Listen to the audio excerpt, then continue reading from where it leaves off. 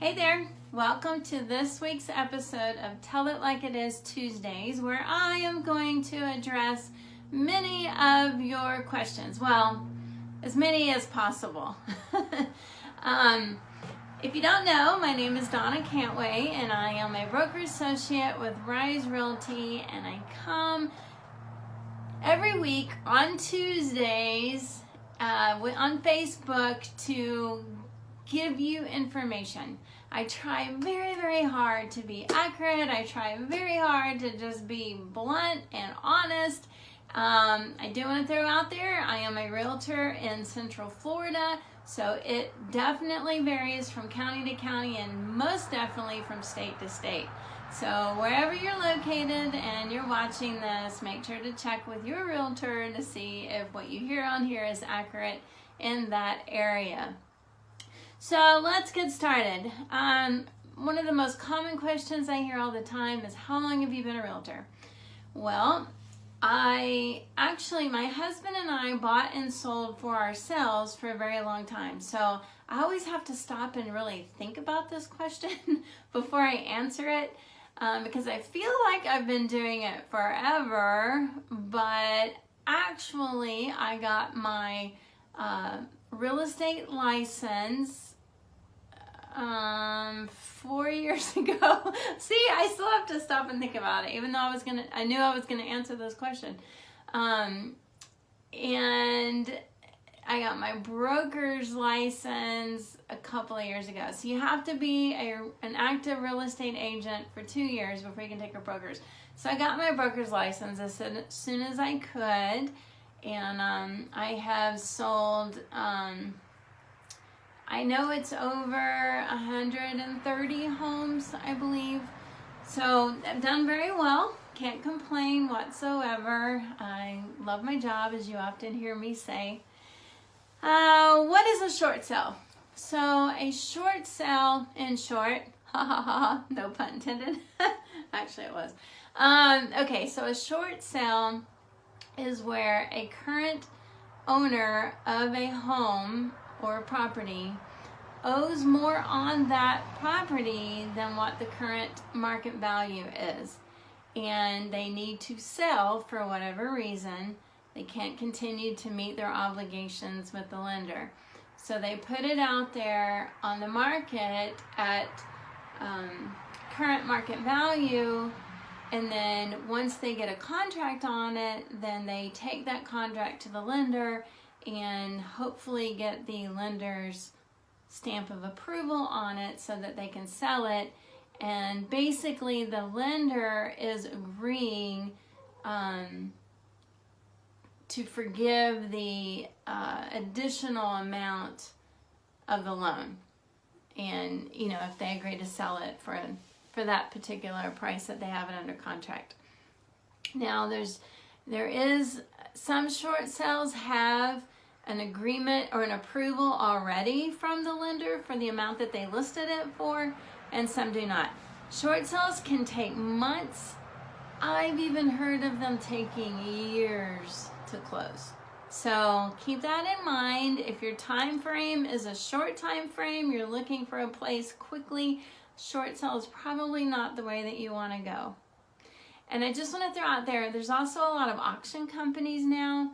I have helped some clients buy auction homes, and they can be a great deal, but I just want to throw this out there. Make sure you ask and look into whether or not you're inheriting any liens, any loan amounts, issues. A lot of times with auction homes, you're actually buying all of the issues along with it. And then sometimes not. Sometimes you're getting clear title. So definitely make sure you ask about that if you're looking at an auction home. Okay, let's see. What is the standard commission? If somebody tells you, if you're interviewing someone to list your house, and they tell you that there is a standard commission, they're making a mistake, they're miscommunicating, or they don't know what they're talking about. Bottom line. There is not a market standard commission, okay? Per agency, sometimes per agent, will decide what the commission is to help you sell your house. And that commission is split between 2 agencies, and then among that agency, it's split between the agency and the agent, depending on the agreement that they've made. Okay, I do have a whole video, go search it, on how we get paid. How long does it take to buy a house? That really depends on where you're at, what type of loan that you're using to buy the house, or if it's a cash deal. Here in Marion and Alachua County, on a cash deal, you can literally close within 2 to 3 weeks, because you're just depending on, getting title, getting their paperwork and stuff together. Now, it depends if you want an appraisal, if you want inspections, if you want all that done, which you can still have done on a cash deal, but it does add time to your closing. VA loans, FHA loans are a little longer because you're at the mercy of their appraisers and their schedules. Conventional loans, again, in Marion and Alachua County, typically can close in about 30-35 days. So it just really depends, but you have to kind of think through that, in comparison to your time frame. Like if you need to move within, let's say, 3 months, you probably want to go ahead and start looking at houses a couple of months prior. Again, if you're a cash deal, you can start looking 2 or 3 weeks before and find a house and get in it. But, longer the better. However, I will say, I have people that call me and, they're looking to buy like sometime at the end of next year. In this area right now, to start looking a year in advance is kind of counterproductive, because homes just aren't staying on the market that long unless, there's major issues with them or they're extremely overpriced. But just, a turnkey home that's ready, it's not staying on the market long. So if you start looking now to move at the end of next year, the chances are that house is not going to be available when you're ready. And I can pretty much guarantee you right now that the sellers are not going to go into contract and wait for a year closing. Just a thought. How many houses do I need to look at before I pick one? I don't have an answer for that. Actually, I do. It doesn't matter. There is no magical number. If we go and we see one house and that house is like perfect, everything you wanted, priced right, great location, why do we have to look at any more? We don't. Now, if you're not sure, let's look. Let's look at 50. I don't care. It doesn't matter. What I'm trying to say is that basically your mindset needs to be, I'm going to look at however many houses it takes to find what I want. For you to find a house that you can make into a home and feel great about, that's what matters. Make a wise investment and be happy. That's what matters. Okay, so it doesn't matter how long you look or how many you look at. It's just all about finding that one. Okay, couple more. Can I sell and buy simultaneously? Yes, you can. It's tricky.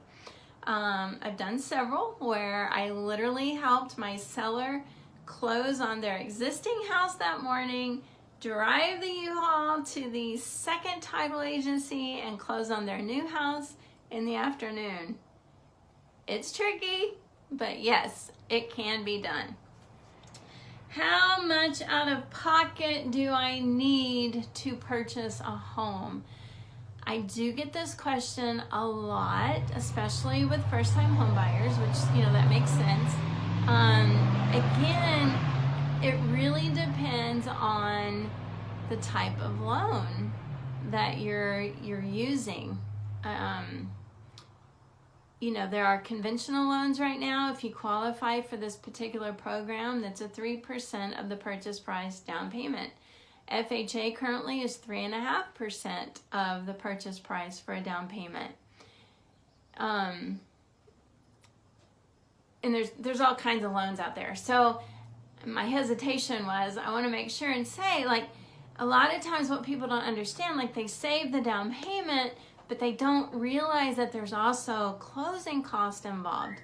You know, when you are getting a mortgage on a home, there's a lot of closing costs involved. You have the lender fees, you have, you know, your survey fee, your inspection fees, your appraisal fee, you have intangible tax and mortgage tax.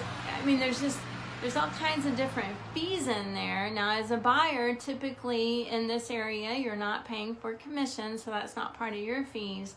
But just realize that, you know, not only do you have to have money saved up for your down payment, unless you're in a program that covers the down payment, or using a type of loan that has like a down payment assistant program. You need your down payment and you need your closing costs. Now, having said that, there are situations where we can ask the sellers to contribute towards your closing costs. There's a lot of details involved in that. Some sellers are more than willing and some are not. So basically, let me just throw this out there and then I'll wrap it up for this week. But when you ask a seller to help you with closing costs, for simplicity's sake, let's say that you're offering them $100,000 and you're asking for $5,000 towards your closing cost. The seller's going to look at that and basically realize, and you need to realize this too, that you're offering them $95,000. Okay? So in essence, you're financing your closing cost. So they're just signing off on a higher amount than what you're truly asking them so that you don't have as much money out of pocket to cover those closing costs. So just keep that in mind when you're making your offer to the seller. I hope this has been helpful. Please keep the questions coming. I'll answer them as quickly as I can. I hope you guys have an absolutely wonderful Thanksgiving holiday, and we'll be in touch soon. Thanks.